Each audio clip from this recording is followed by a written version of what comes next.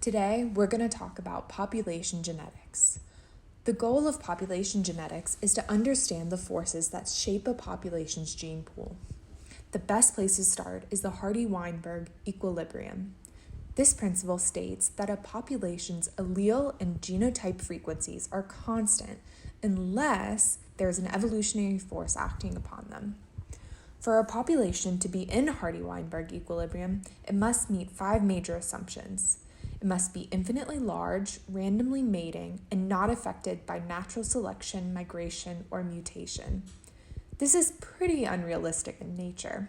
However, by only examining the effect of reproduction on the gene pool, we can make a great baseline to compare with an evolving population. The Hardy-Weinberg model consists of 2 equations, one that calculates allele frequencies and one that calculates genotype frequencies.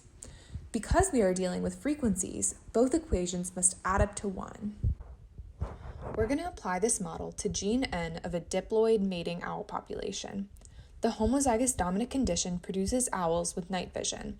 The homozygous recessive condition results in night blindness, and heterozygous owls have partial night vision. Using our genotypic data, we can calculate allele frequencies. For our first calculations, owls with big N will have 2 big N alleles, and heterozygous owls only have 1. We divide this sum by the number of alleles, which is twice the number of genotypes. This produces our gametic array, which we can use to calculate our expected genotype frequencies. To do this, plug P and Q into the Hardy-Weinberg equation P squared plus 2PQ plus Q squared.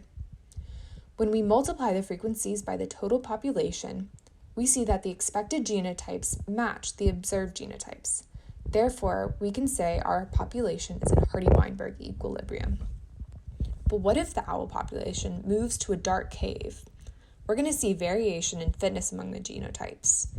Owls with night vision will be favored and have a high fitness because they will be better able to catch prey in the dark. This is an example of directional selection. To calculate the genotypic frequencies after selection, they must be weighted based on their fitness. To do this, we multiply the initial frequency by fitness and divide by the sum of unadjusted survivors. This gives us a new genotypic array which we can use to solve for allele frequencies. Because of the difference in allele and genotype frequencies, we can see that evolution has occurred. So what do we predict will happen after an infinite number of generations? All owls will have homozygous dominant big N for night vision.